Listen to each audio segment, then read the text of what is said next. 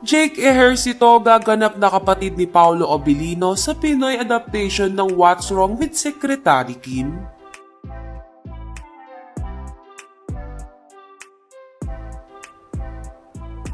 Matapos ikumpirma ng Bio Philippines at Dreamscape Entertainment na sina Paolo Abilino at Kim Chiu ang leading cast ng Philippine adaptation ng What's Wrong with Secretary Kim, ay marami ang nagulat at nagtanong kung nasaan si Jake Ejercito.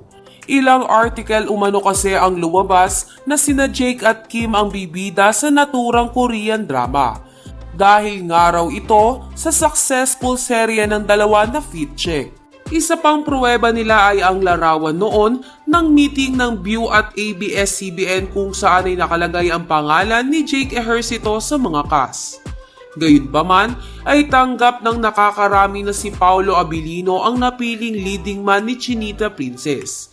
Hindi kasi makakaila na talagang pinag-usapan ng serye ng dalawa na linlang. Dahilan para i-request ng mga netizens na magkasama muli sina Kim Chiu at Paolo Abilino sa isang serye. Sa katunayan ay sinabi rin ito ni Paolo Abilino. Ayon sa aktor, "Thank you. The only reason I was even considered for WWWSK is because you guys kept asking for it. I hope I reach everyone's expectation for the role. I'm grateful. See you on 2024.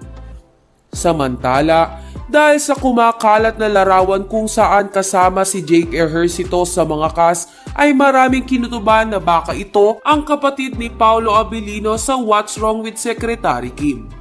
Lingid nga sa kaalaman ng mga hindi nakapanood ng naturang serye ay merong kapatid ang role na gagampanan ni Paolo Abilino.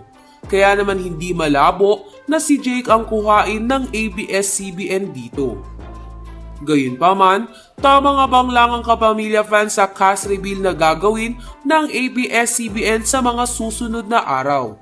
Anila, ay huwag munang sabihin na basta lamang na etsapuera si Jake Ejercito. Dahil baka magulat na lang tayo na si Jake Ejercito ang magiging love triangle ni na Kim Chiu at Paolo Abilino sa What's Wrong with Secretary Kim.